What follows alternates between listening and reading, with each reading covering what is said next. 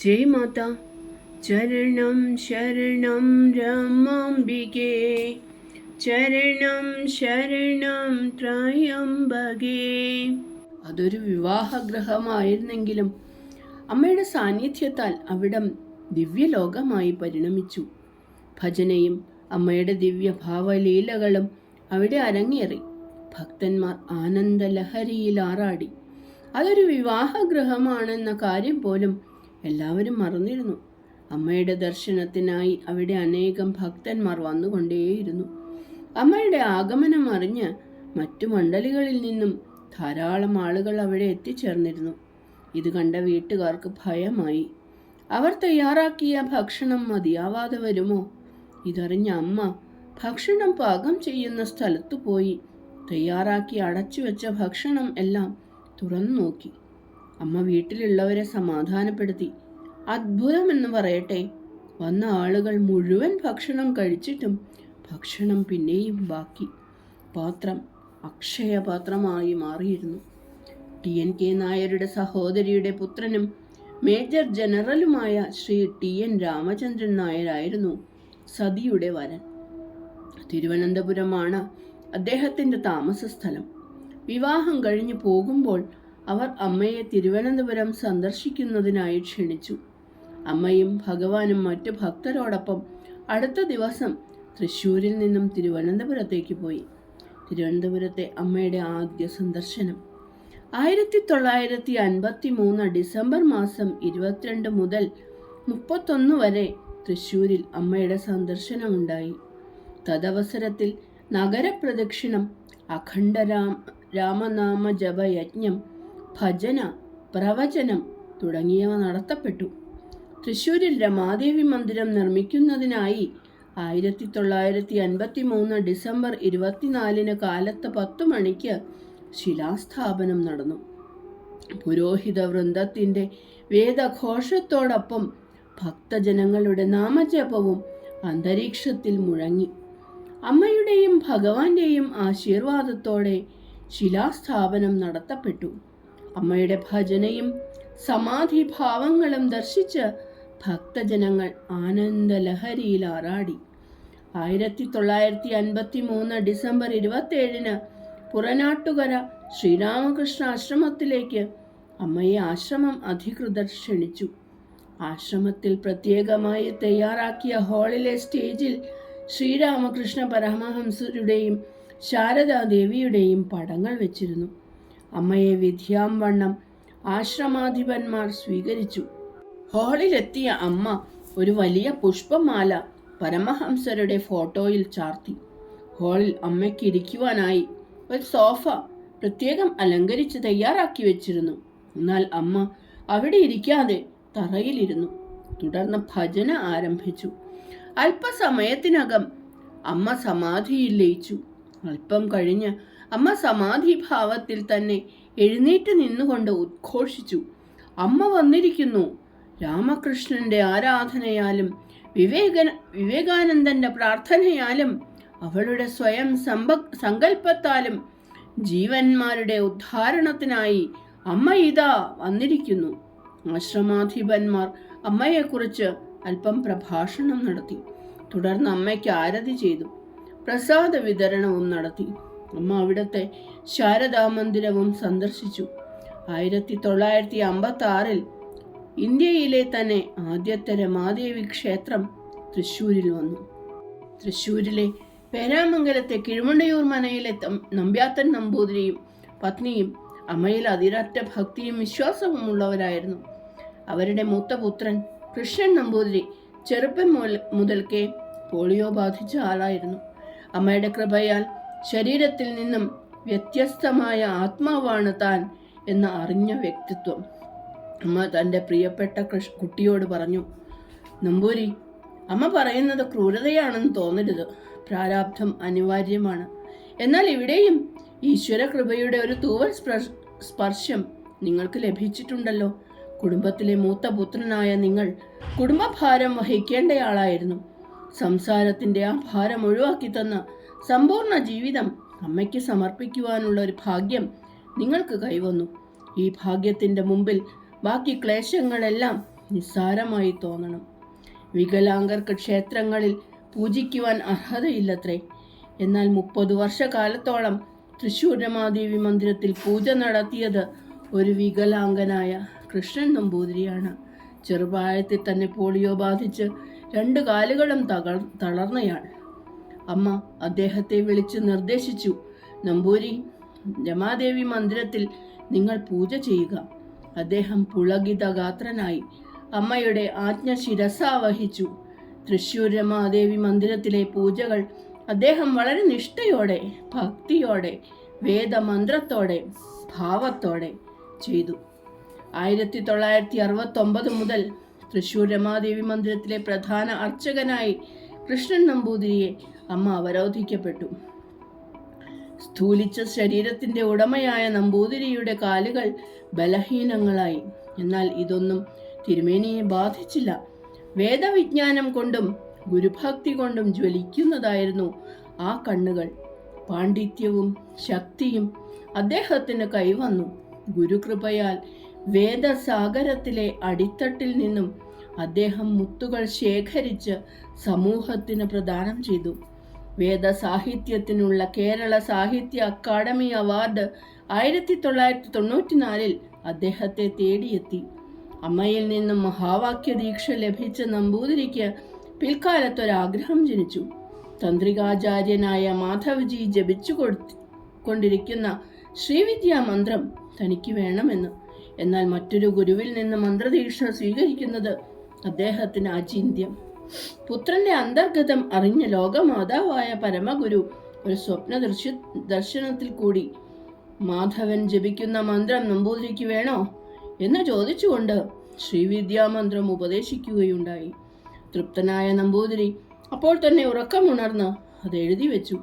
അടുത്ത ദിവസം പ്രഭാതത്തിൽ ഇക്കാര്യം മാധവ്ജിയെ ഫോൺ ചെയ്ത് അറിയിച്ചു. മാധവ്ജിക്ക് അമ്മയോടുള്ള ഭക്ത്യാദരവ് 10 മടങ്ങ് വർദ്ധിച്ചു. ബ്രാഹ്മണ സമൂഹത്തിലും ഭക്ത സമൂഹത്തിലും ഒരു അനിഷേധ്യ സാന്നിധ്യമായി കൃഷ്ണൻ നമ്പൂതിരി മാറി. ഒടുവിൽ സ്വന്തം ഹൃത്തടത്തിൽ കൈവച്ചുകൊണ്ട് അമ്മയെന്ന് വിളിച്ചുകൊണ്ട് ആ ഭക്തോത്തമൻ ശരീരം ത്യജിച്ച് പരമപദം പൂകി. സർവരാലും അവഗണിക്കപ്പെട്ട ഒരു വികലാംഗനെ അർച്ചകനും ഭക്തനും പണ്ഡിതവരേണ്യനും ആത്മജ്ഞാനിയുമാക്കി സർവരാലും സമാദരണീയനാക്കി മാറ്റിയത് അമ്മയാണ്. 1951 സെപ്റ്റംബറിൽ തൃശ്ശൂരിലെത്തിയ അമ്മ അവിടെ നിന്നും ആദ്യമായി തിരുവനന്തപുരം സന്ദർശിച്ചു. TNK നായരുടെ സഹോദരിയുടെ വീടായ മീനാക്ഷിപുരത്താണ് അമ്മയും ഭഗവാനും താമസിച്ചിരുന്നത്. TNK നായരുടെ സഹോദരിയുടെ ഭർത്താവ് സാഹിത്യ പഞ്ചാനൻ എന്നറിയപ്പെടുന്ന ശ്രീ PK നാരായണപിള്ളയാണ്.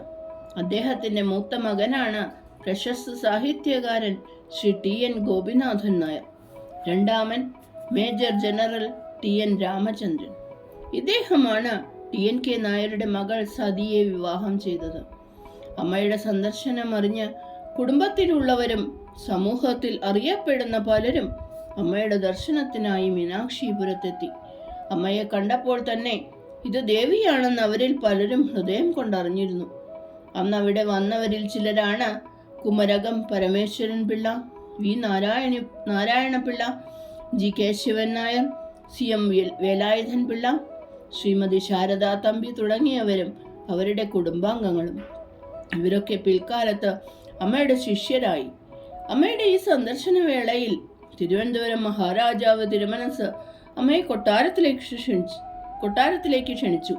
കൂടാതെ പട്ടത്തുള്ള കൊട്ടാരത്തിലെ ഇളയ രാജ മാർത്താണ്ഡവർമ്മ തിരുമനസും റാണി രാധാദേവിയും അമ്മയെ അവിടെ കൊട്ടാരത്തിലേക്ക് ക്ഷണിച്ചു. അമ്മ എല്ലാ ക്ഷണവും സ്വീകരിച്ചുകൊണ്ട് ആ സ്ഥലങ്ങളിലൊക്കെ പതിയോടും ഭക്തവൃന്ദത്തോടുമൊപ്പം സന്ദർശിച്ചു. അവിടങ്ങളിലെല്ലാം ഭജനയും പ്രവചനങ്ങളും നടന്നു. എല്ലാവരെയും അമ്മ ആശീർവദിച്ചു. മഹാറാണി സേതു പാർവതിഭായി അമ്മയുടെ ദിവ്യത്വം ശരിക്കും മനസ്സിലാക്കി അമ്മയിൽ നിന്നും അനുഗ്രഹം സ്വീകരിച്ചു. അമ്മയുടെ ഈ സന്ദർശനം തിരുവനന്തപുരം മണ്ഡലി ഉദയം ചെയ്യുന്നതിന് കാരണമായി. മണ്ഡലിയിൽ എല്ലാ ഞായറാഴ്ചകളിലും ഭജനയും സത്സംഗവും നടന്നു വന്നു. ഒരിക്കൽ 1952 മറ്റോ ആണ് അമ്മ തിരുവനന്തപുരത്ത് ഒരു മാസത്തെ താമസത്തിന് വന്ന കാലം മീനാക്ഷി മന്ദിരത്തിലായിരുന്നു അമ്മ താമസിച്ചിരുന്നത്. ഒരു ദിവസം കാഞ്ഞങ്ങാട് ആനന്ദാശ്രമത്തിലെ സ്വാമി രാമദാസ് തലസ്ഥാനത്തെത്തിയിട്ടുണ്ടെന്ന് അറിഞ്ഞു. സ്വാമിയെ മീനാക്ഷി മന്ദിരത്തിലേക്ക് ക്ഷണിക്കുവാൻ TNK നായർ അമ്മയോട് അനുവാദം ചോദിച്ചു. അമ്മ പറഞ്ഞു, ക്ഷണിക്കാം, എന്നാൽ അമ്മയെ എങ്ങനെ സ്വീകരിക്കുന്നുവോ അങ്ങനെ പൂർണ്ണാദരവോടെ സ്വാമിയെ സ്വീകരിക്കണം. അങ്ങനെ രാംദാസ് സ്വാമിയെ ക്ഷണിക്കുകയും അദ്ദേഹം വരികയും ചെയ്തു. സ്വാമിയെ അനുഗമിച്ചവരിൽ നിന്നും അറിയാൻ കഴിഞ്ഞു, ഉത്തരേന്ത്യയിലെ സുപ്രസിദ്ധ യോഗിനിയായ ആനന്ദമയിമ തിരുവനന്തപുരത്ത് വന്നിട്ടുണ്ടെന്ന്. അമ്മയുടെ അനുവാദത്തോടെ നായർ അവരെയും ക്ഷണിച്ചു. കേരളത്തിലെ ആചാരപൂർവം വളരെ ആദരവോടെ അവരെയും സ്വീകരിച്ചു. അമ്മയെ വളരെ ദൂരെ നിന്ന് ദർശിച്ച ആനന്ദമയിമ ഓടി വന്ന് അമ്മയെ ആലിംഗനം ചെയ്തു. തൽക്ഷണം അമ്മ സമാധിയിൽ ആണ്ടിറങ്ങി. ഒരേ വേദിയിൽ 3 മഹാത്മാക്കളെ ദർശിക്കുവാനുള്ള മഹാഭാഗ്യം അന്ന് അവിടെ കൂടിയ ഭക്തജനങ്ങൾക്ക് ലഭിച്ചു. സ്വീകരണ യോഗത്തിലെ ആശീർവചന സമയത്ത് രാംദാസ് സ്വാമിജി പറഞ്ഞു, ഇന്നിവിടെ ഉള്ളത് ത്രിവേണി സംഗമമാണ്. ഈശ്വരേച്ഛ കൊണ്ട് മാത്രമാണ് നിങ്ങൾക്ക് ഈ ഭാഗ്യം ലഭിച്ചത്. മറ്റൊരിക്കൽ അമ്മ തിരുവനന്തപുരം സന്ദർശിച്ചു. വിമാനമാർഗമായിരുന്നു അമ്മ വന്നത്. വിമാനത്താവളത്തിൽ ഒരു വലിയ ജനാവലി അമ്മയെ സ്വീകരിക്കുവാൻ കാത്തു നിൽക്കുന്നു. ഒടുവിൽ അമ്മ എത്തി. ഇരുഭാഗങ്ങളിലും വരിയായി നിൽക്കുന്ന ഭക്തജനങ്ങളെ മന്ദസ്മിതത്തോടെ അനുഗ്രഹിച്ചുകൊണ്ട് അമ്മ നടക്കുന്നു. പെട്ടെന്ന് അവിടെ നിന്ന് ഒരാളോട് അമ്മ പറഞ്ഞു, അമ്മ വിളിക്കും, ഓടി വരണം. പോക്കാട്ട് രാഘവൻ പിള്ളയായിരുന്നു അത്. അമ്മയോട് അതാരാണെന്ന് ആരും പരിചയപ്പെടുത്തിയിരുന്നില്ല. എന്നാൽ പിള്ളയോ താൻ ആരാധിച്ചു വന്ന ദേവി തന്നെയാണ് അത് എന്ന് അമ്മയെ കണ്ടപ്പോൾ തന്നെ സ്വയം അറിഞ്ഞു. അമ്മ നേരെ TNK നായരുടെ സഹോദരിയുടെ ഗൃഹമായ മീനാക്ഷി മന്ദിരത്തിലേക്ക് പോയി. 2 ദിവസം കഴിഞ്ഞു. TNK നായർ രാഘവപിള്ളയോട് ഉടനെ വരുവാൻ അറിയിച്ചു. അമ്മ വിളിക്കുന്നു എന്ന്. അമ്മയുടെ അടുത്തെത്തിയ പിള്ളയോട് അമ്മ ചോദിച്ചു, എവിടെ അർത്ഥാംഗി? ഉടനെ അദ്ദേഹം വീട്ടിൽ പോയി ഭാര്യയെയും കൂട്ടി വന്നു. അമ്മ 2 പേരെയും അകത്തു കൂട്ടിക്കൊണ്ടുപോയി മഹാവാക്യ ദീക്ഷ നൽകി. അന്നു മുതൽ അമ്മയുടെ അവതാര തത്വവും സന്ദേശവും പ്രചരിപ്പിക്കുക എന്നത് തൻ്റെ കർത്തവ്യമാണെന്ന് അറിഞ്ഞ് പ്രവർത്തിക്കുവാൻ തുടങ്ങി രാഘവൻ പിള്ള. ധർമ്മദേശം എന്ന ഒരു ത്രൈമാസിക അദ്ദേഹം ആരംഭിച്ചു.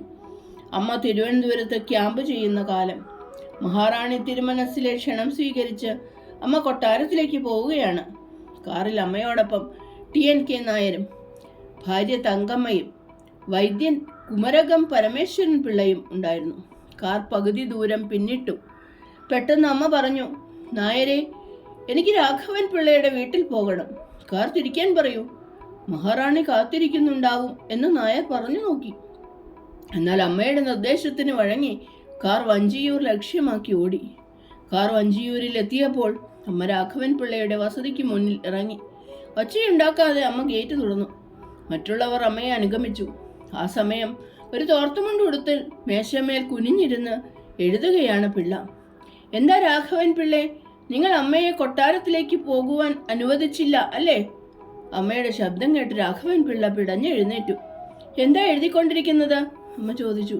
അമ്മയുടെ ചരണത്തിൽ സമർപ്പിക്കുവാൻ മംഗളപത്രം എഴുതുകയാണമ്മേ. പിള്ള ഗദ്ഗതത്തോടെ പതുക്കെ പറഞ്ഞു. എനിക്ക് കേൾക്കണം, വായിക്കൂ. കണ്ണുനീരിൽ കുതിർന്ന കടലാസുകൾ എടുത്ത് രാഘവൻ പിള്ള പരിഭ്രമത്തോടെ ഒരു വിധത്തിൽ വായിക്കുവാൻ ആരംഭിച്ചു. വികാരാധീനനായി ഏതാനും വരികൾ മാത്രമേ അദ്ദേഹത്തിന് വായിക്കുവാൻ കഴിഞ്ഞുള്ളൂ. അല്പം കേട്ടപ്പോഴേക്കും അമ്മ സമാധിയിലും പൂണ്ടു. സംസ്കൃത പണ്ഡിതനോ ഭാഷാ പണ്ഡിതനോ അല്ലാത്ത ആ ഭക്തന്റെ ഭാവം ദേവി അറിഞ്ഞു.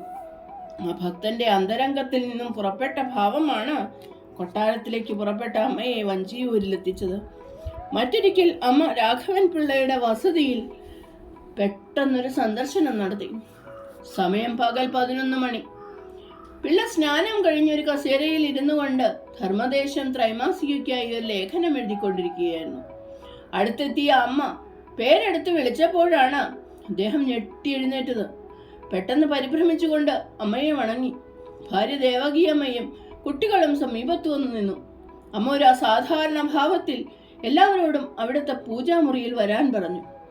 പിള്ള പെട്ടെന്ന് തന്നെ ഒരു ആരതി തയ്യാറാക്കി പൂജാമുറിയിലെ അമ്മയുടെ ഫോട്ടോവിന് ആരതി ചെയ്യുവാൻ തുടങ്ങിയപ്പോൾ അമ്മയുടെ ഘനഗംഭീരമായ സ്വരം കേട്ടു. ബിംബം ഇവിടെ ഉള്ളപ്പോൾ പ്രതിബിംബം എന്തിന്? ഉടനെ പിള്ള അമ്മയെ ആരതി ചെയ്തുകൊണ്ട് ആ പാദപത്മത്തിൽ പുഷ്പാർച്ചന നടത്തി. സന്തുഷ്ടയായ ദേവി അവരെ എല്ലാവരെയും അനുഗ്രഹിച്ചുകൊണ്ട് അതേ ഭാവത്തിൽ പറഞ്ഞു, നിവേദ്യം എന്തുണ്ട്? തുടർന്ന് അമ്മ നേരെ അടുക്കളയിലേക്ക് പോയി. അവിടെ ചോറ് മാത്രമേ തയ്യാറായിട്ടുണ്ടായിരുന്നുള്ളൂ, കറിയൊന്നും ആയിട്ടില്ല. അമ്മ ദിവ്യഭാവത്തിൽ തന്നെ സ്വയം ഒരു കോരിക ചോറെടുത്ത് പ്ലേറ്റിലിട്ടു സന്തോഷത്തോടെ കഴിക്കുവാൻ തുടങ്ങി. രാഘവൻ പിള്ളയുടെയും ദേവകി അമ്മയുടെയും കണ്ണുകളിൽ നിന്ന് കണ്ണുനീർ ഒഴുകുന്നുണ്ടായിരുന്നു. അമ്മ ആ കുടുംബത്തെ മുഴുവൻ അനുഗ്രഹിച്ച് ആശീർവദിച്ചു. വർഷങ്ങൾ കഴിഞ്ഞു. അമ്മ അഹമ്മദ് നഗറിൽ താമസിക്കുകയായിരുന്നു. അമ്മ ഏകാന്തതയിലായിരുന്നു. അമ്മയുടെ ശിഷ്യനായ സ്വാമിജി ഗോപാലകൃഷ്ണൻ താരാദേവി അമ്മയെ കാണുവാനായി അവിടെ വന്നതാണ്. അപ്പോൾ അമ്മ അതാ വരുന്നു. അമ്മ പറഞ്ഞു, രാഘവൻ പിള്ള പോയി. ഇവിടെ ഡോക്ടറുടെ നിർദ്ദേശമനുസരിച്ച് ഞാൻ പൂർണ്ണ വിശ്രമമെടുക്കുന്നു, നിശ്ചിന്തനായിരിക്കുന്നു. അപ്പോൾ അതാ എൻ്റെ വലതുകരം അനുഗ്രഹ മുദ്രയോടെ ഉയർന്നു. രാഘവൻ പിള്ള ഇവിടെ ലയിച്ചു. അമ്മ സ്വയം ചൂണ്ടിക്കാട്ടുന്നു. ആ ആത്മാവിന് അമ്മ മുക്തി നൽകി. ഒരിക്കൽ അമ്മ മഹാറാണി തിരുമനസിൻ്റെ ക്ഷണം സ്വീകരിച്ച് കൊട്ടാരത്തിലെത്തി. അവിടെ കൂടിക്കാഴ്ച നടത്തിക്കൊണ്ടിരിക്കെ മഹാറാണി അമ്മയോട് പ്രാർത്ഥിച്ചു, അമ്മേ, എനിക്കൊരു വരം വേണം. ചോദിക്കൂ, അമ്മ പ്രതിവചിച്ചു. മഹാറാണി അപേക്ഷിച്ചു, അമ്മേ, അന്ത്യകാലത്ത് അമ്മയെ സ്മരിച്ചാലും അവർക്ക് അമ്മ മുക്തി നൽകും എന്നതുറപ്പാണ്. എന്നാൽ പ്രാരാബ്ധവശാൽ അമ്മയെ അപ്പോൾ സ്മരിക്കാൻ കഴിഞ്ഞില്ലെങ്കിലോ? അതിനാൽ എൻ്റെ അന്ത്യകാലത്ത് അമ്മ എന്നെ ഓർക്കണം. ഈ പ്രാർത്ഥന കേട്ട് അമ്മ ഉടനെ ദിവ്യഭാവത്തിൽ ആണ്ടുകൊണ്ട് പറഞ്ഞു, തഥാസ്തു.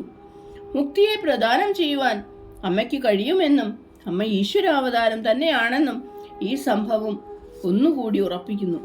തിരുവനന്തപുരം മാദേവി മന്ദിരത്തിൽ ഒരിക്കൽ അമ്മയുടെ സാന്നിധ്യത്തിൽ ശ്രീരാമനാമ യജ്ഞം നടന്നുകൊണ്ടിരിക്കെ ഒരു കുട്ടിക്കുരങ്ങ് ജനമധ്യത്തിൽ കൂടി ഓടി വന്ന് സമാധിസ്ഥയായ അമ്മയുടെ മടിയിൽ കയറിയിരുന്നതും അടുത്ത നിമിഷത്തിൽ അപ്രത്യക്ഷമായതും 2 ഭക്തന്മാർ അത്യത്ഭുതത്തോടെ കണ്ടിരുന്നു പോലും.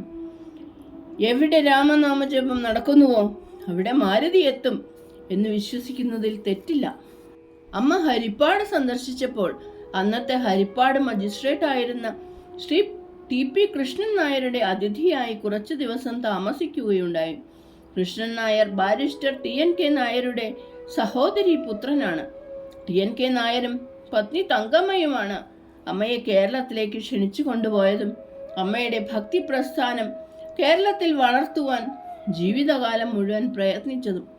TP കൃഷ്ണൻ നായരും ഹരിപ്പാട്ടെ ഒരു വലിയ വക്കീലായ രാഘവൻ പിള്ളയും ഒരുമിച്ച് പ്രവർത്തിച്ചതിൻ്റെ ഫലമായി രൂപം കൊണ്ടതാണ് ഹരിപ്പാട് ശ്രീയുടെ മാദേവി ഭക്തമണ്ഡലി. ഹരിപ്പാട് ശേഷാദ്രി ഒരു ബഹുഭാഷാ പണ്ഡിതനും ഭക്തനും അഡ്വക്കേറ്റുമാണ്. അദ്ദേഹം ഗൗരാംഗ മഹാപ്രഭുവിൻ്റെ ഒരു വലിയ ആരാധകനായിരുന്നു. അമ്മയെപ്പറ്റി കേട്ടറിഞ്ഞ ശേഷാദ്രി അമ്മയുടെ ദർശനാർത്ഥം ഒരിക്കൽ കൃഷ്ണൻ നായരുടെ വീട്ടിൽ വന്നു. TNK നായരും പത്നി തങ്കമ്മയും അയ്യരോട് അമ്മയെപ്പറ്റി സംസാരിച്ചു. അമ്മ ശേഷാദ്രി അയ്യരെ സ്നേഹപൂർവ്വം സ്വാഗതം ചെയ്തു. അയ്യർക്ക് അമ്മയിൽ നിന്നും പലതും ചോദിച്ചറിയാനുണ്ടായിരുന്നു. അദ്ദേഹം അമ്മയോട് ചോദിച്ചു, അമ്മേ, ഗൗരാംഗ പ്രഭുവിൻ്റെ ഭാവനൃത്തത്തെപ്പറ്റി. ഇത്രയും പറഞ്ഞപ്പോഴേക്കും അമ്മ ഹാ എന്ന് പറഞ്ഞുകൊണ്ട് സമാധിസ്ഥയായി. അമ്മയുടെ സമാധിയും ഊർധ്വദൃഷ്ടിയും കണ്ട ശേഷാദ്രി അദ്ഭുത പരതന്ത്രനായി. അമ്മയുടെ ശിരസിനു ചുറ്റും ഒരു പ്രകാശവലയം കണ്ട അയ്യർ ശ്രീശങ്കരന്റെ ഭവാനി അഷ്ടകം ചൊല്ലി അമ്മയെ സ്തുതിച്ചു. ഗൗരാംഗഭാവം ആഴത്തിൽ അമ്മയെ സ്പർശിച്ചു എന്ന് മനസ്സിലാക്കിയ ശേഷാദ്രി പിറ്റേന്ന് വരാമെന്ന് പറഞ്ഞു പോയി. അദ്ദേഹത്തോടൊന്നും സംസാരിക്കുവാൻ കഴിയാത്തതിൽ അമ്മയ്ക്കും അല്പം സങ്കടമുണ്ടായിരുന്നു. അടുത്ത ദിവസം ശേഷാദ്രി അയ്യർ ചോദ്യങ്ങൾ എഴുതിക്കൊണ്ടുവന്നിരുന്നു. ആദ്യത്തെ ചോദ്യം, ആദിശങ്കരന്റെ മായാവാദത്തെ ചോദ്യം ചെയ്ത മഹാപ്രഭു ചൈതന്യൻ എങ്ങനെ ഒരു മഹാഭക്തനായി മാറി? ചൈതന്യന്റെ ഭാവസമാധിയിൽ പ്രേമവും വിരഹവും അതിൻ്റെ പൂർണ്ണതയിൽ എത്തി നിൽക്കുന്നതായി എനിക്ക് തോന്നുന്നു. അമ്മയുടെ അഭിപ്രായം എന്താണ്? മഹാപ്രഭുവിൻ്റെ പ്രേമവും വിരഹവും രാധാഭാവത്തിൻ്റെ ലക്ഷണങ്ങളാണ്. രാധാഭാവം അവതാര ശക്തികൾക്ക് മാത്രമേ ഉൾക്കൊള്ളാൻ കഴിയൂ. ചൈതന്യന്റെ രാധാഭാവം. അമ്മ പെട്ടെന്ന് ചൈതന്യന്റെ ഭാവത്തിൽ സമാധിയിലാണ്ടു. ശേഷാദ്രി ഭാവചിത്തനായി ദേവിയെ സ്തുതിച്ചു. ചരണം ശരണം രമാംബികേ, ചരണം ശരണം ത്രയംബകേ. ജയ് മാതാ.